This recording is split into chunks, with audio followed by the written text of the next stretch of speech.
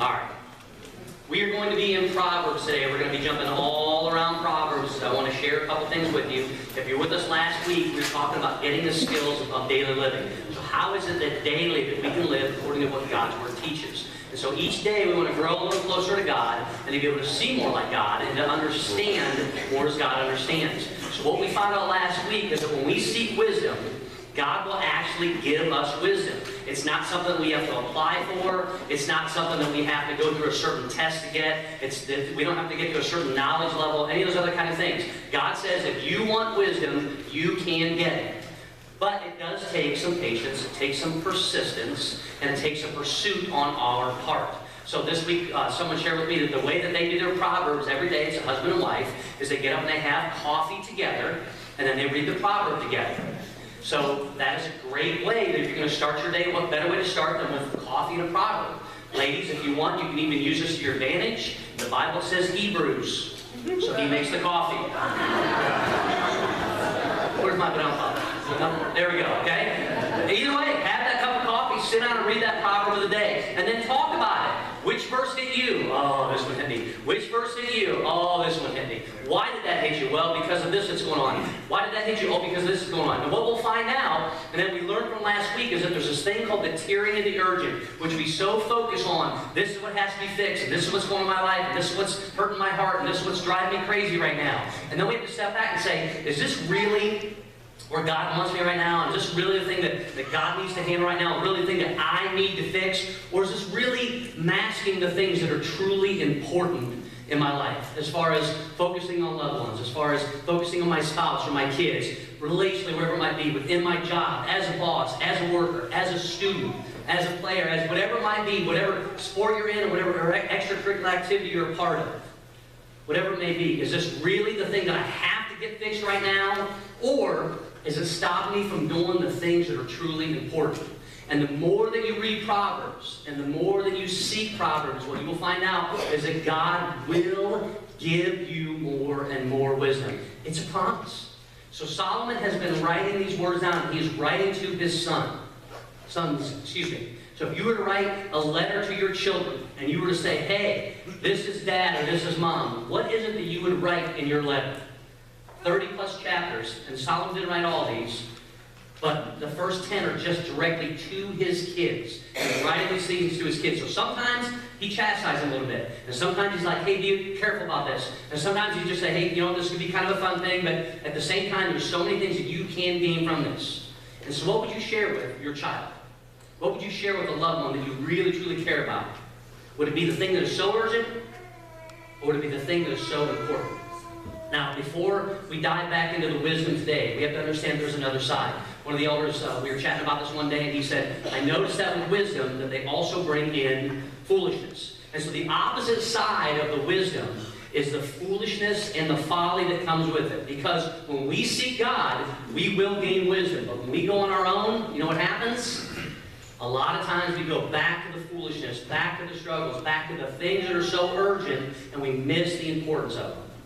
So we're in Proverbs chapter 1 today, starting in verse 22, and here's the warning that it gives us. It says, how long will you simple ones love your simple ways? How long will mockers delight in mockery and fools hate knowledge? Listen to that verse again.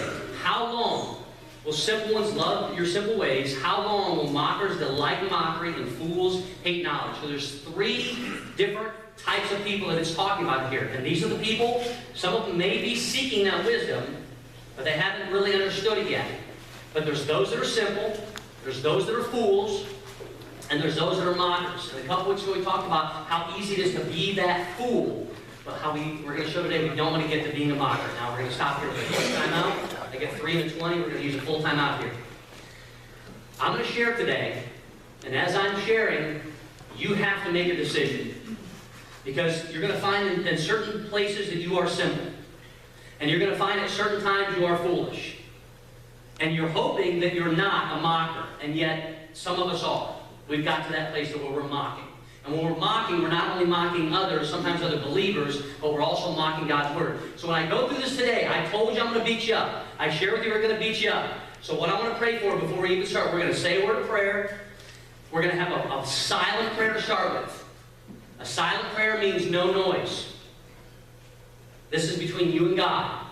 So I want you to take the next 30 seconds to a minute and just you and God, and just chat for a little bit so you can clear your minds and clear your hearts. And you can tell them, Pastor John said this is going to be tough. But if God's Word is there for us to grow, it's for us to learn from, and sometimes for us to be rebuked, whatever it might be, help me step back far enough that I can truly grow according to His Word, because I so want to see you and I so want to seek your wisdom. So we're going to say a nice silent prayer right now so we can do that. Then I'll close in a word of prayer and then we'll dive in. All right? This is your time.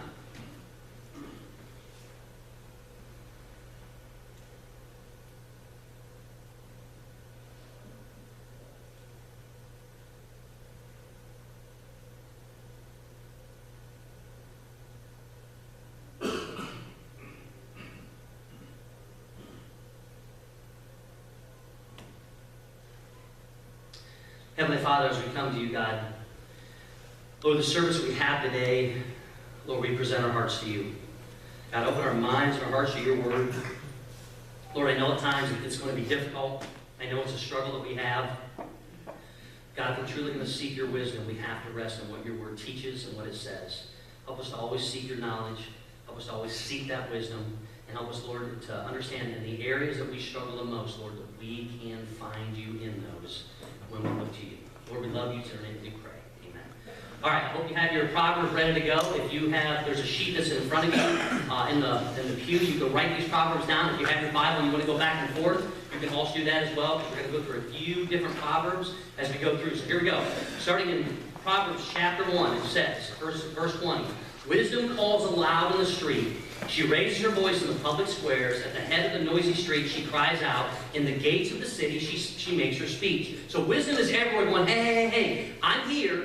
If you seek me, if you're looking for me, you're going to find me. Here I am.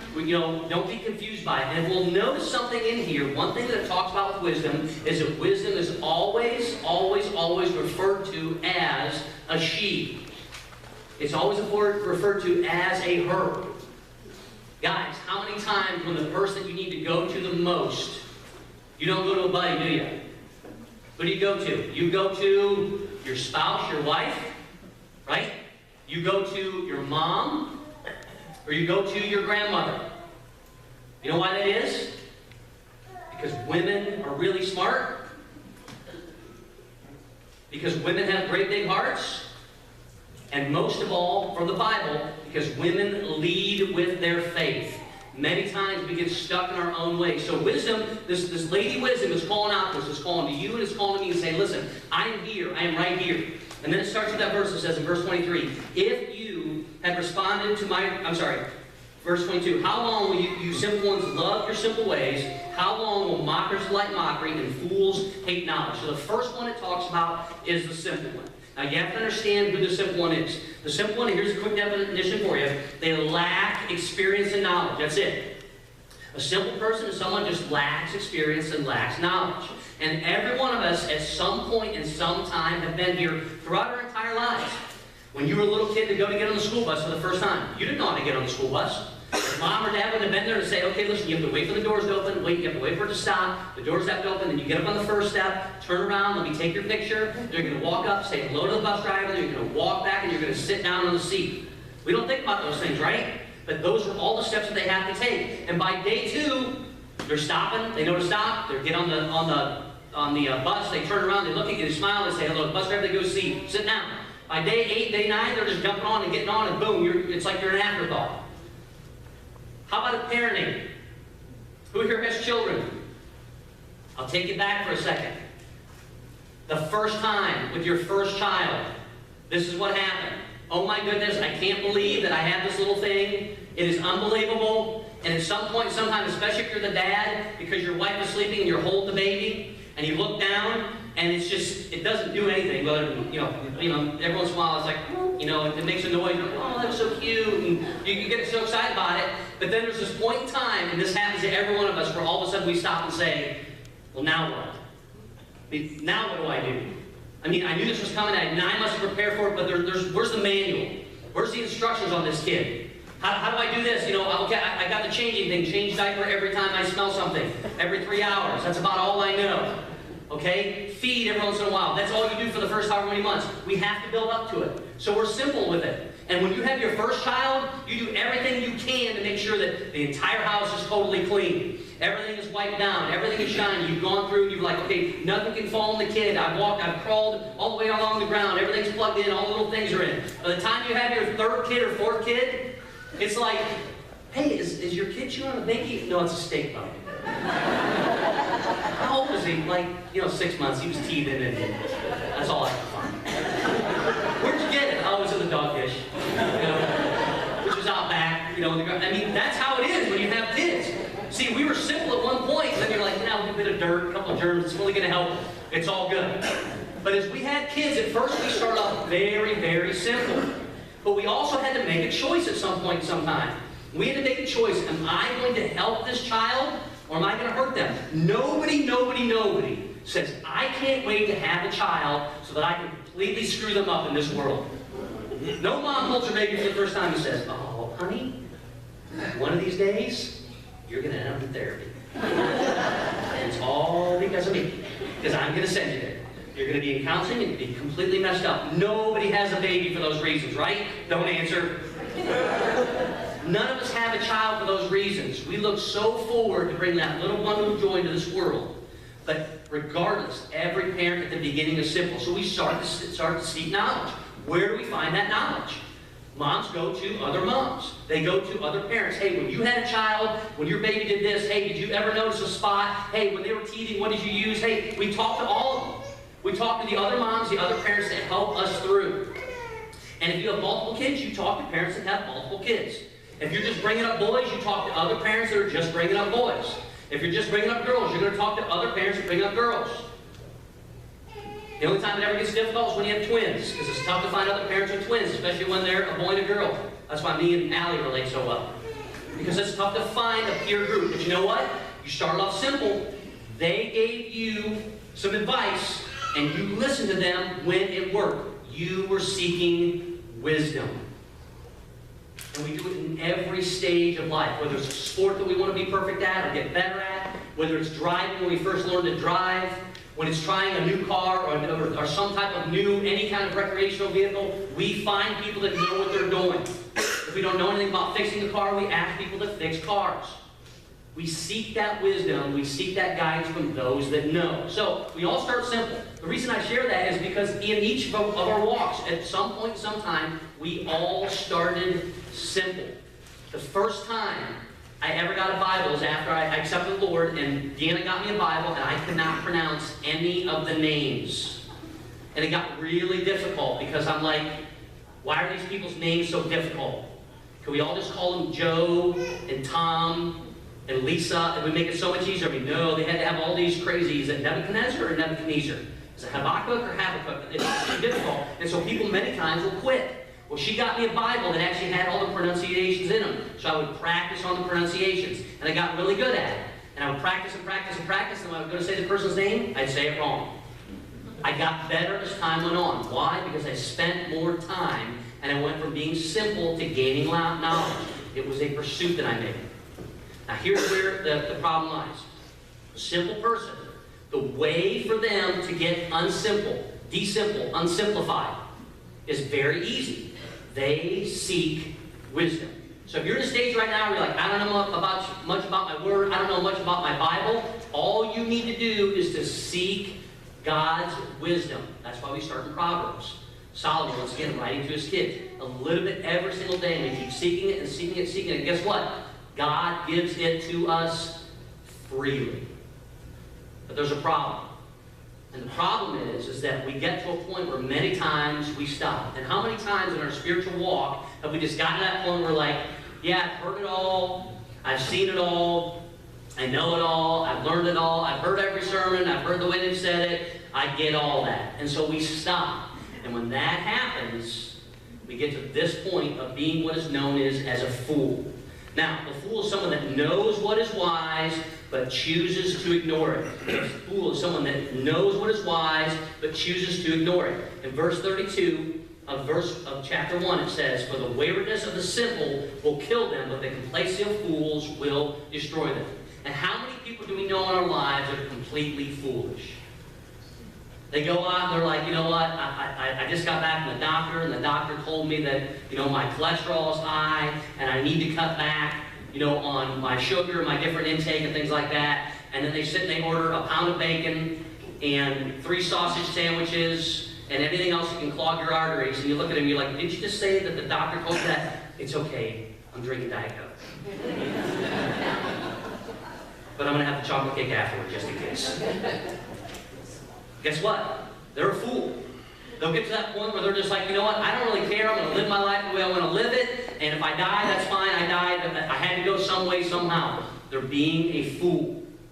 And we need to be very, very careful of those people that are being fools, because what will happen is the fools will knowingly take us with them.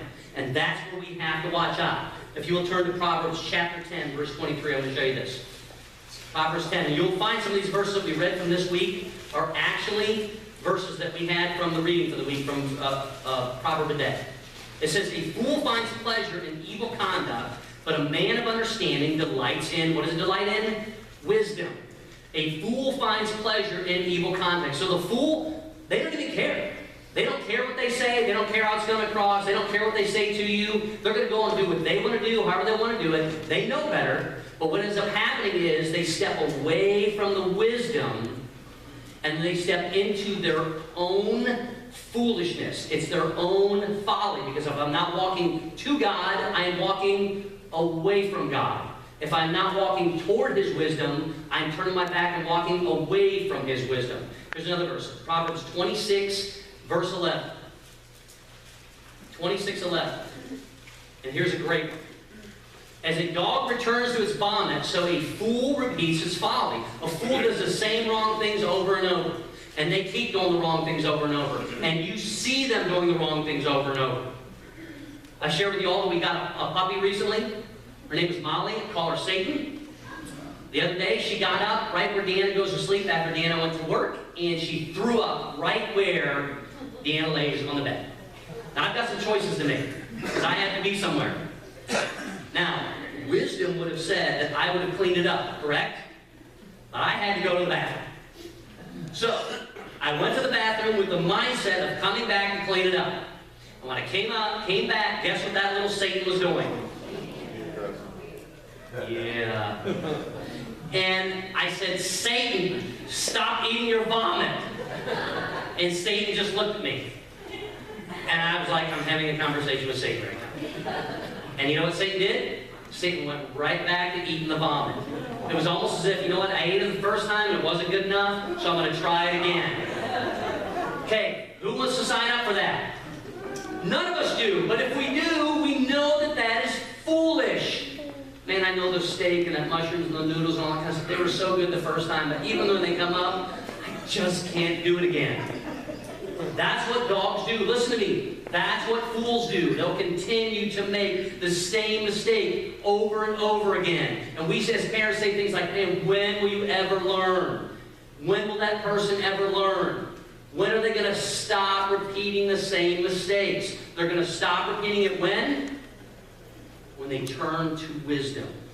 See, every day when you are seeking God's Word and you hear more and more from God's Word, it fills you from the inside out. And you cannot help but grow in it. Turn to Proverbs chapter 13 now. Everyone's going to remember the conversation with Satan from today. The next time you see a dog throwing up, though, that's where you're going to go. Here's the next thing it says. You ready? He who walks with the wise grows with the wise, but a companion of fools suffer harm. You have to be careful.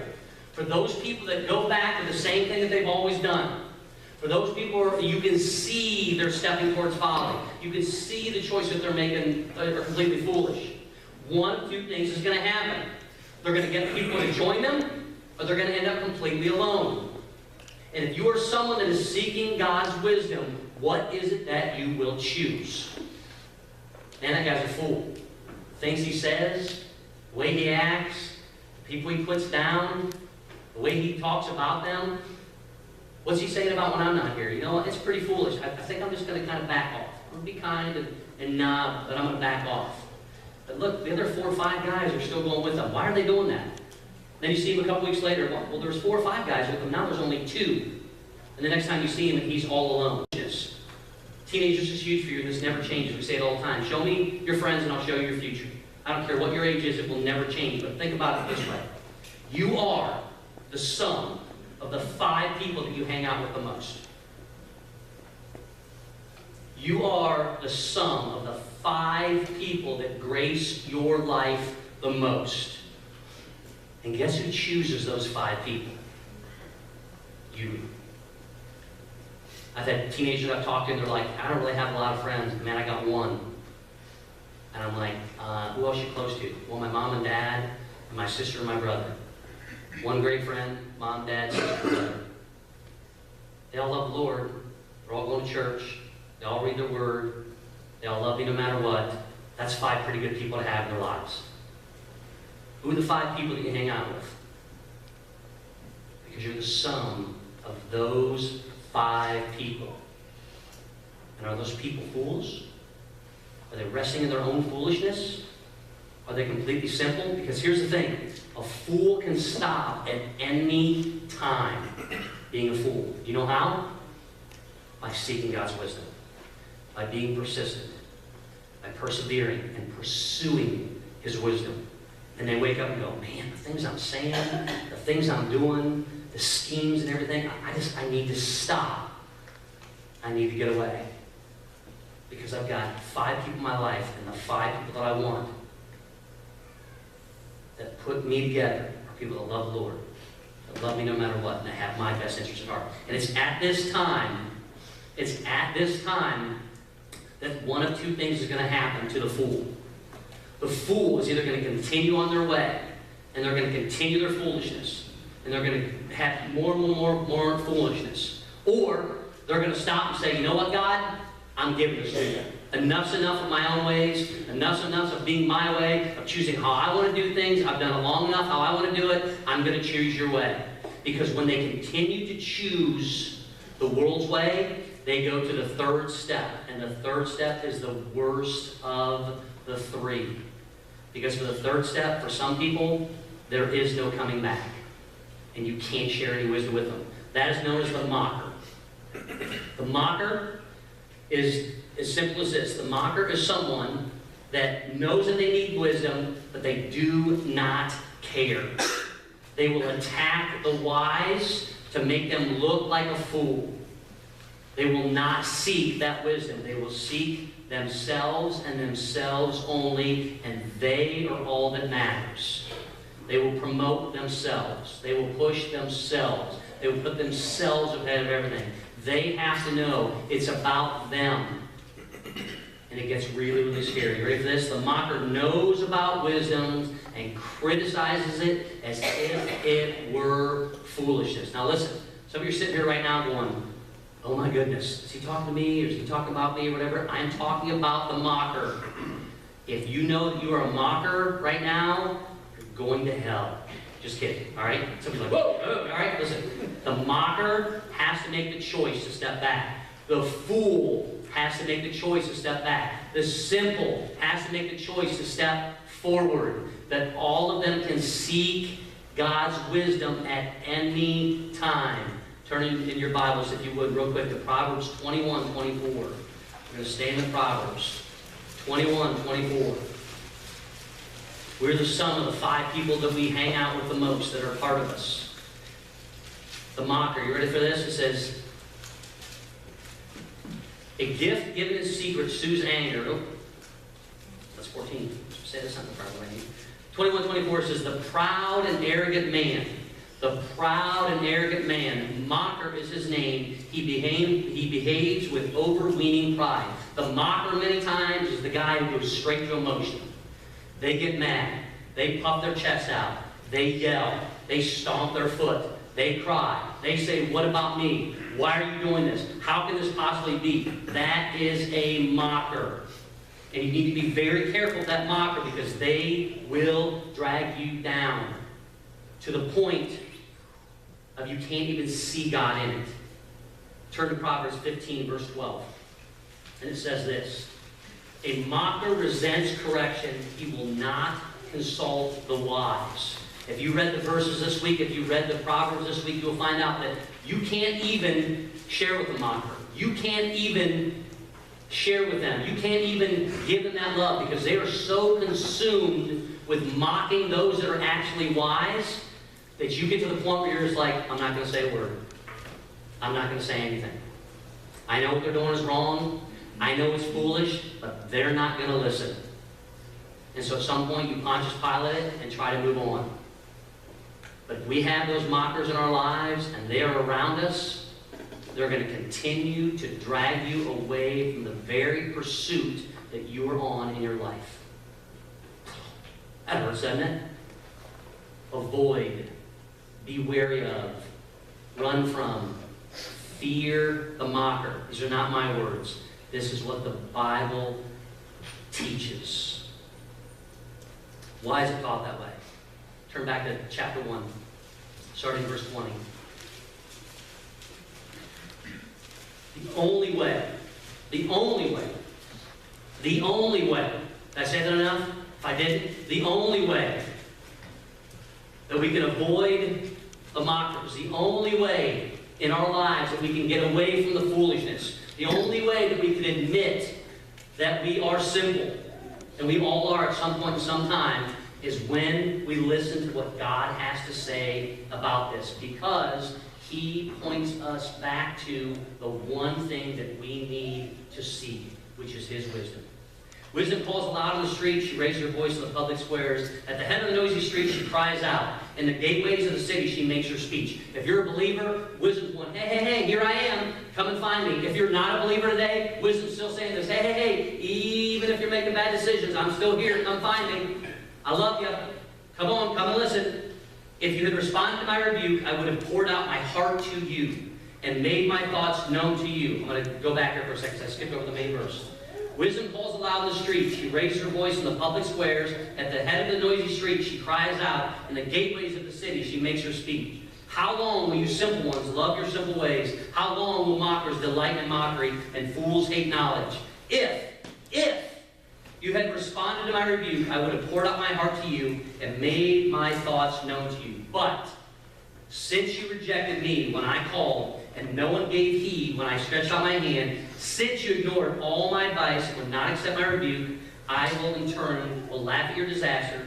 I will mock when calamity overtakes you. When calamity overtakes you like a storm, when a disaster sweeps over you like a whirlwind, when distress and trouble overwhelm you. Then they will call to me, but, ready for this? I will not answer. They will look for me, but will not find me. Since they hated knowledge and did not choose to fear the Lord, since they would not accept my advice and spurned my rebuke, they will eat the fruit of their ways and will be filled with the fruit of their schemes. For the waywardness of the simple will kill them, and the complacency of fools will destroy them. But whoever listens to me will live in safety and be at ease with fear from harm. This is what happens when we seek our way. When you go to look for just your way, this is what you get, and this is what the Proverbs warn you against. They warn you against anger, antisocial behavior, beauty without discretion, blaming God, dishonesty, being distasteful, greed, hatred, hot temper, immorality, inappropriate desires, injustice, jealousy, laziness, maliciousness, meddling, pride, quarrelsomeness, self-conceit, self-deceit, self-glory, self-righteousness, social disruption, stubbornness, unfaithfulness, unneighborliness, unmerciful, vengeance, wickedness, and wicked expressions. Who wants to sign up for that list? Give me all of them. Or, when we seek God, when we pursue Him, when we are patient and we are persistent, looking for His wisdom, we avoid strife. We have compassion for others and compassion for animals. We have contentment, diligence, faithful love, faithfulness, generosity, honesty, humility, integrity, kindness to others, kindness to enemies, leadership, loyalty, a noble life. Oh my God, are you kidding me? Not one amen. Can you believe that? Sinners. Let's try it again. A noble life. You don't get to say amen. You're the wife. Okay, good. Here we go. Here we go.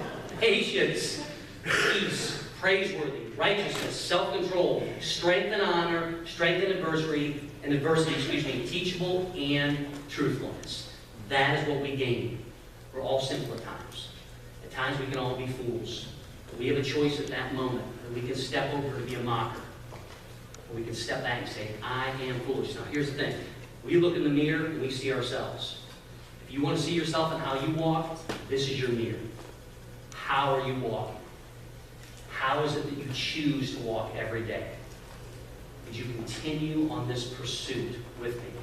Would you persevere through this with me? Would you take and be patient and say, God, I'm going to pursue you and your wisdom. Just a proverb a day. Start your day with it. Read it. Think about it. Pray about it. And then live it. We'll continue with part 3 next week. Would you all bow your heads, just right your seat. We're going to have a couple minutes here. We're just going to take this all in. Steve's going to come up. We're going to take the offering here in just a little bit.